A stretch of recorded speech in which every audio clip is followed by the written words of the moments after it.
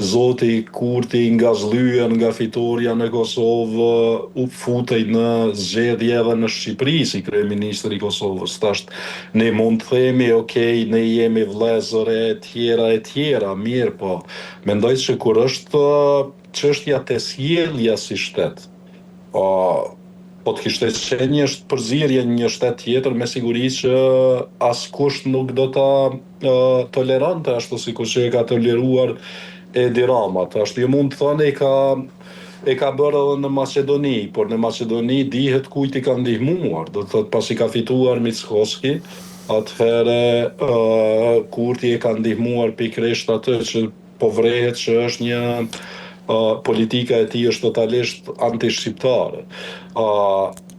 Janë disa çështje në të cilat thjesht Kosova ka dështuar, gjithmonë duke e përdorur atë megalomaninë e saj, po mendoj të qeverisë në këtë rast, dhe tani jemi këtu ku jemi.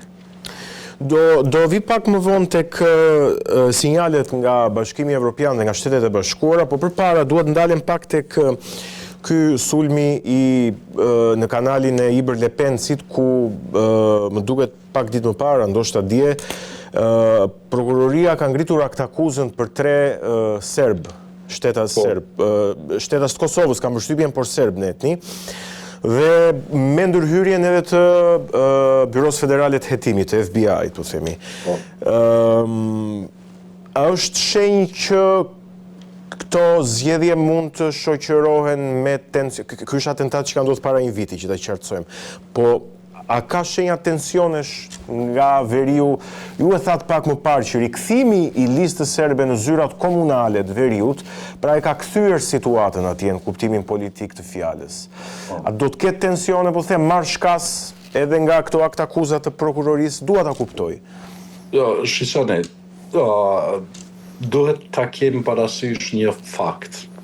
Por derisa një person si Radojqiqi që ndron i lirë sillet i lirë nëpër Serbi dhe njihet si organizatori kryesor i këtyre çështjeve, por jo vetëm ai, Kosova gjithmonë mund të jetë në rrezik të akteve të tilla. Por në anën tjetër, pakica serbe faktikisht i ka marrë komunat e veriut, dhe kur themi ka marrë të mos keq kuptohen, nuk i ka marrë Serbia komunat e veriut. Por thjesht atje tani udhëheq pakica serbe për shkak se kushtetuta e Kosovës ja u lejon atë. Për shkak se kushtetuta e Republikës së Kosovës e thot qartë që komunat duhet të udhëhiqen nga kryetar të cilët janë të pakicës shumicë në atë komunë. Që i bie që ne jemi brenda kornizave kushtetuese dhe ligjore të Republikës së Kosovës. Me vetë faktin që ata janë aty tani, që them të drejtën, unë e shoh situatën pak sa më ndryshe se herën e kaluar. Kjo për shkak se te lista serbe, te pakica serbe ka pas qenë krijuar një ndjenje sikur ata po sulmohen, dhe kjo formë politik bërjes nga ana e Kosovës ka quar në atë që ta forcoj listën serbe. Ndoshta e dini, para 2-3 viteve ne flesnim për atë se si është dobësuar lista serbe, se si e ka humbur besimin te pakica serbe, mirë, po pastaj filloi të ndryshoj situata atje dhe pakica serbe shehte pastaj listën serbe si mbrojtëse të interesave të pakicës serbe dhe asnjë tjetër. Do të thotë që ne kemi çaluar edhe në taktikat politike, në taktikat e politik bërjes. Ne kemi një situatë tjetër, do të thotë serbët e kanë atë që u afgaranton kushtetuta, natyrisht gjithmonë ka potencial që Kosova të sulmohet në forma sikur që është sulmuar Kanali, sikur që ka ndodhur Banjska, mirë, po tani është një situatë paksa më ndryshe në kuptimin e asaj që serbët nuk do të kishin pastaj arsye sepse do duhej që ta bënin këtë. Për shkak se më herët për shembull është folur edhe për shkelje të drejtave të tyre e tjera, madje ka pas qenë futur edhe në retorikën politike të bashkisë ndërkombëtare, pikërisht të drejtat e njeriut, shkelja e të drejtave të pakicës sërbe. Ndërsa tani është ndryshe, në qoftë se e drejtë e tyre është që ata të i kenë kryetarët atje, i kanë në qoftë se ata dëshirojnë që të rikthehen në aso oazat të krimit ku vetë populata sërbe është më shumë vuan nga ajo situatë se sa pjesa tjetër e Kosovës, le të vazhdojnë. Qartë. Do të thotë kjo është ajo.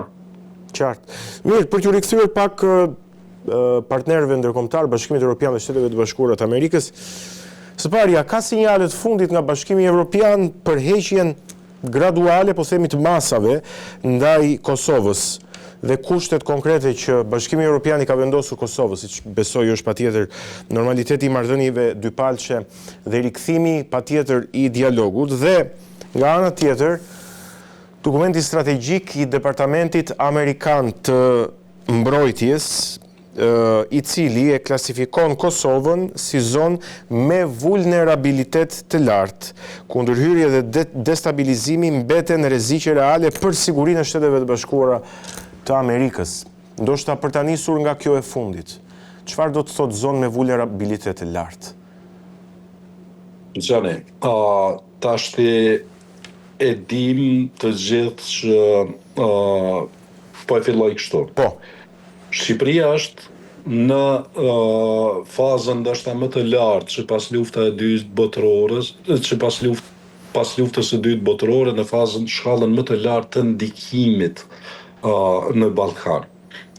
Këtë ndikim e ka shtuar apo e ka bërë pikërisht aleanca e Shqipërisë me Shtetet e Bashkuara të Amerikës. Kosova është një produkt i përbashkët i Shteteve të Bashkuara të Amerikës dhe qytetarëve të Kosovës. Tani jemi në një situatë ku po ndryshon geopolitika, sikur që po e shohim. Po mund të ndryshojnë ato balancat e ndikimit dhe pikërisht këtu është interesi i Shteteve të Bashkuara të Amerikës.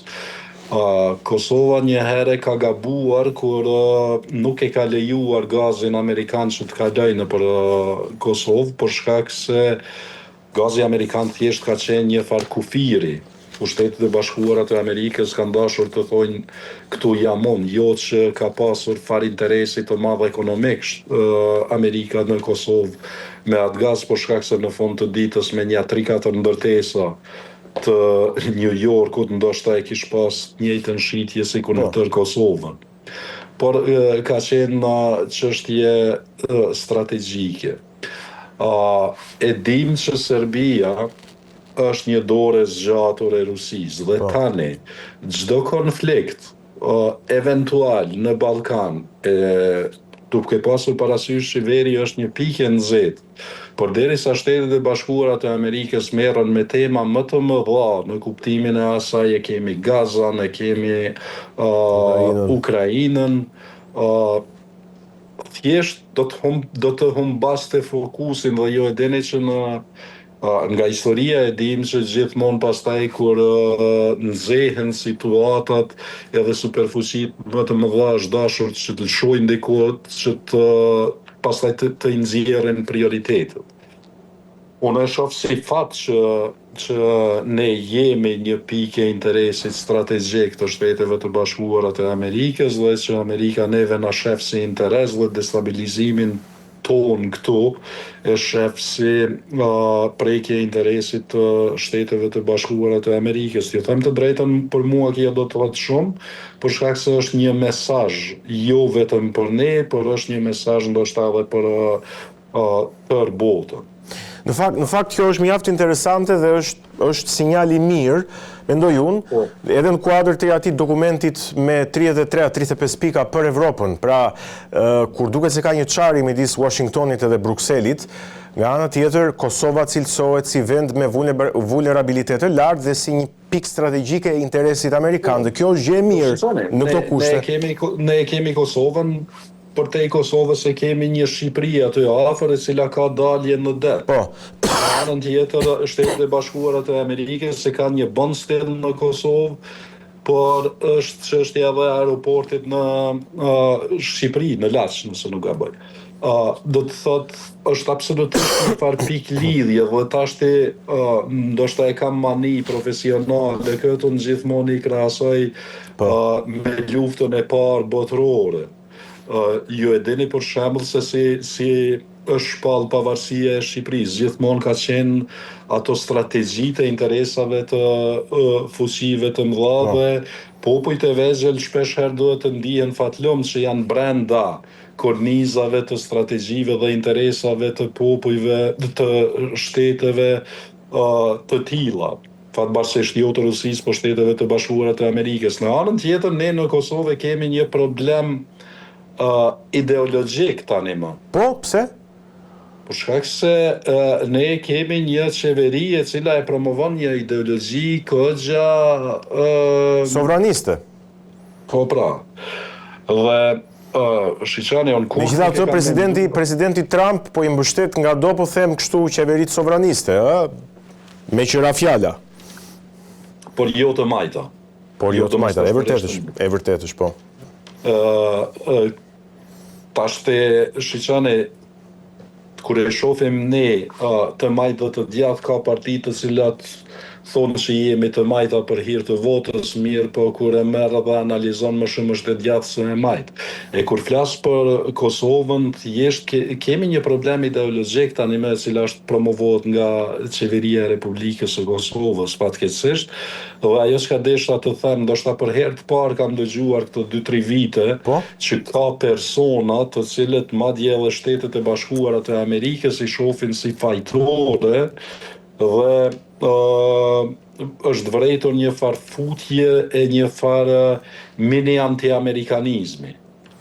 Ju e dini për shembull gjuhën të cilën e ka pasur vetë Albin Kurti, madje edhe si para se t'i fitoj zgjedhjet, kur thoshte Amerika nuk na do neve, por thjesht e ka pasur për interes të tij, mirë që e ka pasur për interes të tij, dhe është fat që ne kemi qenë brenda interesit të Shteteve të Bashkuara të Amerikës në fund të ditës.